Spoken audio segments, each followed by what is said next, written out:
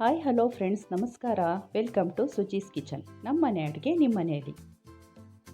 Vitamin C ಹೇರಳವಾಗಿರುವಂತಹ ಈ ಕಿರುನೆಲ್ಲಿಕಾಯಿಯಿಂದ ಒಂದು ಗೊಜ್ಜು ಹಾಗೂ ಚಿತ್ರಾನ್ನ ಹೇಗೆ ಮಾಡೋದು ಅಂತ ಇವತ್ತಿನ ವಿಡಿಯೋದಲ್ಲಿ ನೋಡೋಣ. ಗೊಜ್ಜನ್ನ ನೀವು ಒಂದು ಸರ್ತಿ ಮಾಡಿಟ್ರೆ ಫ್ರಿಜ್ಜಲ್ಲಿ 15ರಿಂದ 20 ದಿವಸದವರೆಗೂ ಸ್ಟೋರ್ ಮಾಡಿ ಇಟ್ಕೋಬೋದು.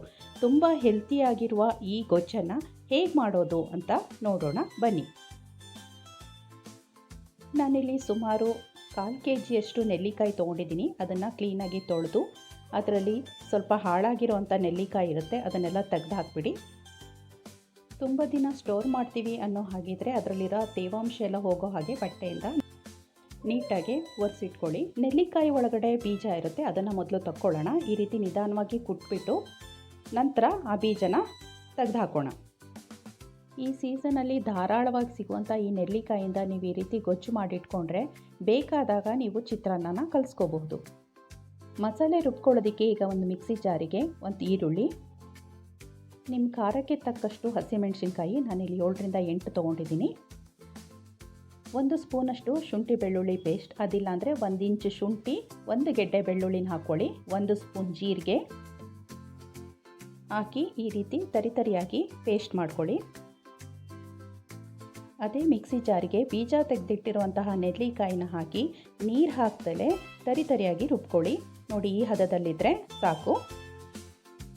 ಈಗ ಒಗ್ಗರಣೆಗೆ ಸ್ಟವ್ ಆನ್ ಮಾಡಿ ಒಂದು ಪ್ಯಾನ್ ಇಟ್ಕೊಂಡಿದ್ದೀನಿ. ಅದರಲ್ಲಿ 3ರಿಂದ 4 ಟೇಬಲ್ ಸ್ಪೂನ್ ಎಣ್ಣೆ ಹಾಕಿ, ಎಣ್ಣೆ ಬಿಸಿ ಆದಮೇಲೆ ಒಂದು ಚಿಕ್ಕ ತುಂಡು ಚಕ್ಕೆ ಹಾಕ್ತಾಯಿದ್ದೀನಿ. 1 ಸ್ಪೂನ್ ಸಾಸಿವೆ, 1 ಸ್ಪೂನ್ ಜೀರಿಗೆ, 1 ಸ್ಪೂನ್ ಕಡಲೆಬೇಳೆ, 1 ಸ್ಪೂನ್ ಉದ್ದಿನಬೇಳೆ, ಇದನ್ನೆಲ್ಲ ಸ್ವಲ್ಪ ಫ್ರೈ ಮಾಡ್ಕೊಳ್ಳೋಣ.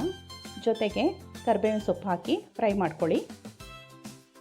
1 ನಿಮಿಷ ಅದು ಫ್ರೈ ಆದಮೇಲೆ ಚಿಕ್ಕದಾಗಿ ಕಟ್ ಮಾಡಿರೋಂತಹ 2 ಈರುಳ್ಳಿನ ಹಾಕಿ ಹೊಂಬಣ್ಣ ಬರೋ ಹಾಗೆ ಫ್ರೈ ಮಾಡ್ಕೊಳ್ಳಿ. ಇಷ್ಟಾದರೆ ಸಾಕು. 1/4 ಟೀ ಸ್ಪೂನಷ್ಟು ಇಂಗನ್ನು ಹಾಕಿ ಅರ್ಧ ನಿಮಿಷ ಹುರ್ಕೊಳ್ಳಿ. ಅದಾದ ನಂತರ ಈಗ ಅದಕ್ಕೆ ಮೊದಲೇ ರುಬ್ಬಿಟ್ಟಂತಹ ಮಸಾಲೆನ ಹಾಕ್ಕೊಳ್ಳಿ. ಹಾಕಿ ಚೆನ್ನಾಗಿ ಹಸಿ ವಾಸನೆ ಹೋಗೋವರೆಗೂ ಫ್ರೈ ಮಾಡ್ಕೊಳ್ಳಿ. 2ರಿಂದ 3 ನಿಮಿಷ ಮೀಡಿಯಮ್ ಫ್ಲೇಮಲ್ಲಿ ಕೈ ಬಿಡದಲೇ ಆ ಮಸಾಲೆನ ಹಸಿ ವಾಸನೆ ಹೋಗೋವರೆಗೂ ಫ್ರೈ ಮಾಡ್ಕೊಳ್ಳಿ. ಅದು ಸ್ವಲ್ಪ ಫ್ರೈ ಆದಮೇಲೆ 1 ಟೀ ಸ್ಪೂನಷ್ಟು ಅರಿಶಿನ ಹಾಕಿ ಮಿಕ್ಸ್ ಮಾಡಿ. ರುಬ್ಬಿದ ಮಸಾಲೆ ಹಾಕಿದ ಮೇಲೆ ನೀವು ಸ್ಟವ್ವಿನ ಫ್ಲೇಮನ್ನು ಮೀಡಿಯಮ್ ಅಥವಾ ಲೋನಲ್ಲಿ ಇಟ್ಕೊಂಡು ಮಾಡಿ, ಇಲ್ಲಾಂದರೆ ತಳ ಹತ್ತುವ ಸಾಧ್ಯತೆ ಇರುತ್ತೆ. ಈಗ ಇದು ಚೆನ್ನಾಗಿ ಫ್ರೈ ಆಗಿದೆ. ಈಗ ನಾವು ರುಬ್ಬಿಟ್ಟಂತಹ ನೆಲ್ಲಿಕಾಯಿ ಮಿಶ್ರಣನ ಅದಕ್ಕೆ ಹಾಕಿ ಇದನ್ನು ಕೂಡ ಹಸಿ ವಾಸನೆ ಹೋಗೋವರೆಗೂ 2ರಿಂದ 3 ನಿಮಿಷ ಚೆನ್ನಾಗಿ ಹುರ್ಕೊಳ್ಳೋಣ. ಇಲ್ಲಿ ನಾವು ಮಸಾಲೆ ರುಬ್ಬೋದಕ್ಕಾಗಲಿ ಅಥವಾ ನೆಲ್ಲಿಕಾಯಿ ರುಬ್ಬೋದಕ್ಕಾಗಲಿ ನಾವು ನೀರನ್ನು ಬಳಸಿಲ್ಲ. ಯಾವುದಕ್ಕೂ ನೀರು ಬಳಸದಲ್ಲೇ ಇರೋದ್ರಿಂದ ಇದನ್ನು ನಾವು ತುಂಬ ದಿನ ಸ್ಟೋರ್ ಮಾಡಿ ಇಡಬಹುದು. ಈಗ ರುಚಿಗೆ ತಕ್ಕಷ್ಟು ಉಪ್ಪು ಹಾಕ್ತಾಯಿದ್ದೀನಿ. ನಾನು 1 ಸ್ಪೂನ್ ಉಪ್ಪು ಹಾಕಿ ಚೆನ್ನಾಗಿ ಮಿಕ್ಸ್ ಮಾಡ್ತಾಯಿದ್ದೀನಿ.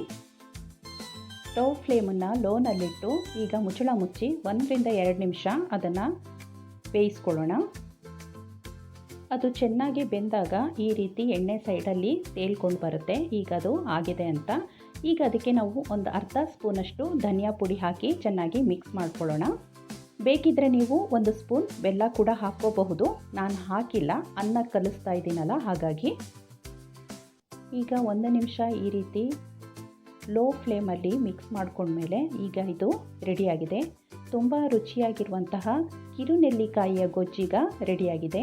ಈ ರೆಸಿಪಿ ನಿಮ್ಗೆ ಇಷ್ಟ ಆದರೆ ಒಂದು ಲೈಕ್ ಮಾಡಿ, ಫ್ಯಾಮಿಲಿ ಆ್ಯಂಡ್ ಫ್ರೆಂಡ್ಸ್ಗೆ ಶೇರ್ ಮಾಡಿ. ಸಬ್ಸ್ಕ್ರೈಬ್ ಮಾಡ್ದಲೇ ನೋಡ್ತಾ ಇದ್ದರೆ ಪ್ಲೀಸ್ ಸಬ್ಸ್ಕ್ರೈಬ್ ಮಾಡಿ ನನಗೆ ಸಪೋರ್ಟ್ ಮಾಡಿ. ಇದು ತಣ್ಣಗಾದಮೇಲೆ ನೀವು ಒಂದು ಗಾಜಿನ ಬಾಕ್ಸಲ್ಲಿ ಹಾಕಿ ಫ್ರಿಜ್ಜಲ್ಲಿ ಸ್ಟೋರ್ ಮಾಡಿ ಇಡಬಹುದು.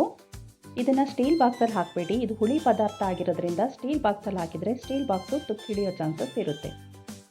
ಯಾವಾಗಲೂ ಒಂದೇ ಥರ ಚಿತ್ರಾನ್ನ ಮಾಡೋ ಬದಲು ಈ ರೀತಿ ಟೇಸ್ಟಿಯಾಗಿರುವಂತಹ ಚಿತ್ರಾನ್ನ ನೆಲ್ಲಿಕಾಯಿ ಬಳಸಿ ಕೂಡ ಮಾಡಬಹುದು. ಇದನ್ನು ನೀವು ನೋಡಿ ಮಾಡಿ ಟೇಸ್ಟ್ ಹೇಗಿತ್ತು ಅಂತ ಕಮೆಂಟ್ ಸೆಕ್ಷನಲ್ಲಿ ನನಗೆ ಹೇಳಿ. ಬಿಸಿ ಅನ್ನಕ್ಕೆ ಈ ಗೊಜ್ಜನ್ನು ಕಲಿಸ್ಕೊಳ್ಳಿ. ಅದಕ್ಕೆ ಸ್ವಲ್ಪ ಎಣ್ಣೆನಲ್ಲಿ ಕರೆದಿರೋ ಅಂತಹ ಶೇಂಗಾ ಮತ್ತು ಸ್ವಲ್ಪ ಕಾಯಿ ತುರಿ, ಕೊತ್ತಂಬರಿ ಸೊಪ್ಪು ಬೇಕಿದ್ದರೂ ನೀವು ಹಾಕ್ಕೋಬೋದು. ಎಲ್ಲದನ್ನು ಹಾಕ್ಕೊಂಡು ಕಲಿಸ್ಕೊಂಡ್ರೆ ನೆಲ್ಲಿಕಾಯಿ ಚಿತ್ರಾನ್ನ ತಯಾರಾಗಿದೆ. ನಾಳೆ ಇನ್ನೊಂದು ರೆಸಿಪಿಯೊಂದಿಗೆ ನಿಮ್ಮನೆಗೆ ಬರ್ತೀನಿ. ಅಲ್ಲಿವರೆಗೂ take care. Thanks for watching.